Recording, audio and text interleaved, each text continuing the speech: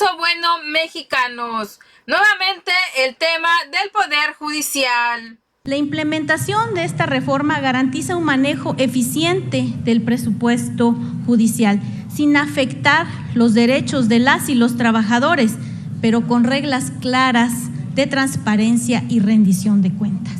Por otro lado, nos cuestionan acerca de la reorganización y la estructura de los órganos administrativos y disciplinarios del Poder Judicial.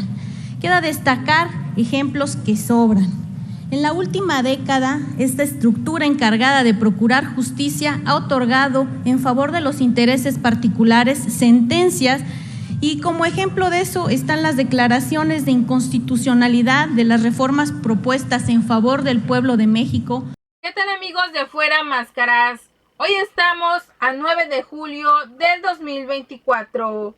La diputada Adriana Bustamante le dio unas clases a todos los que se oponen a una reforma al Poder Judicial, pues no quieren perder sus privilegios, no quieren que se aplique la ley de austeridad republicana. En otras palabras, quieren seguir con sus lujos a costa del dinero del pueblo mexicano. Sin más preámbulo, veamos esta nota.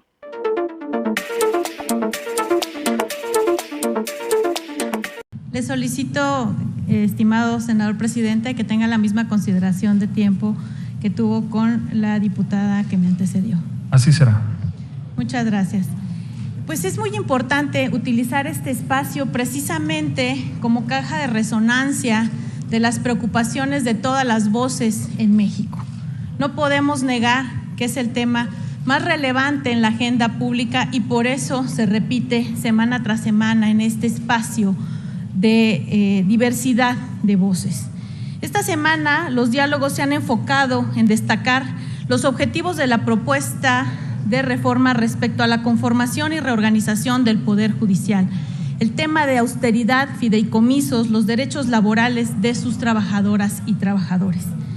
Respecto a esto, mucho se mencionó que esta reforma de avanzada le resta autonomía presupuestal al Poder Judicial y curiosamente también se escucharon voces diciendo que no es posible hablar de austeridad en el debate de esta reforma, que mejor se debería de estar en favor de una suficiencia presupuestal, de la racionalidad del gasto, además de su aplicación oportuna, transparente y eficiente en el Poder Judicial.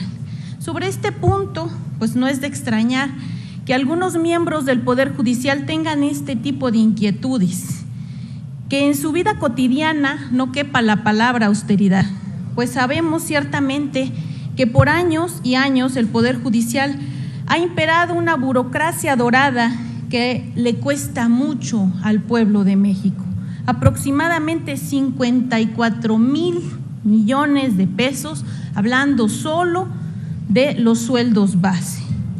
Esto sin considerar lo que cuestan las y los ministros de la Suprema Corte de Justicia de la Nación y sus ostentosos salarios mensuales de casi 300,000 pesos y que además tienen prestaciones por casi otros 300,000 pesos más.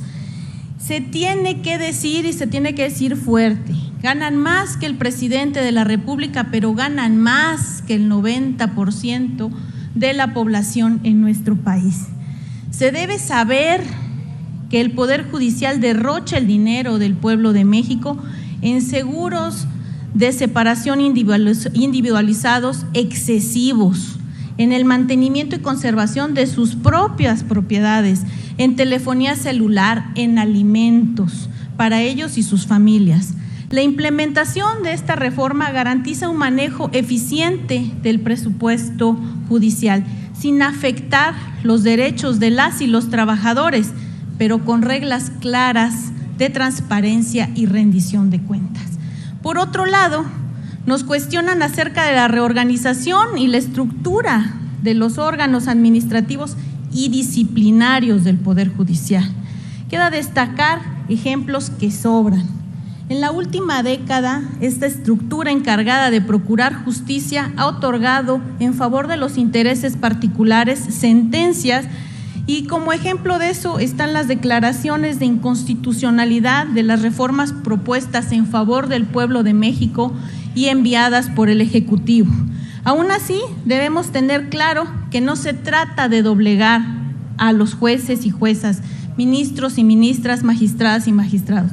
Lo que esta reforma busca es ayudar a reducir la impunidad, que la justicia esté cercana al pueblo de México y pues que no sucedan casos como el del juez Rodrigo de la Peza, quien abusando de sus facultades interfirió en la autonomía del Tribunal Electoral bajo una clara encomienda. Este caso debe de ser atendido por el Consejo de la Judicatura Federal, mismo que ahora, según las cifras, solo resuelve el 4% de las denuncias e irregularidades respecto a las faltas a jueces, ministros, ministras y magistrados.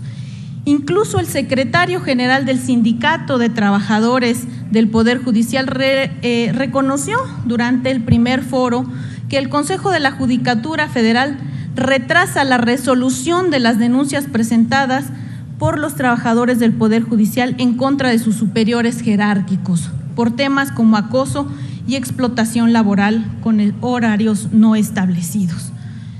Por esta razón necesitamos esta reforma que abone a la especialización de los órganos administrativos y disciplinarios del Poder Judicial con el objetivo de garantizar su autonomía, su independencia, la especialidad técnica y así desligar la función jurisdiccional de las tareas estrictamente administrativas que inciden en el nombramiento, formación de jueces y magistrados.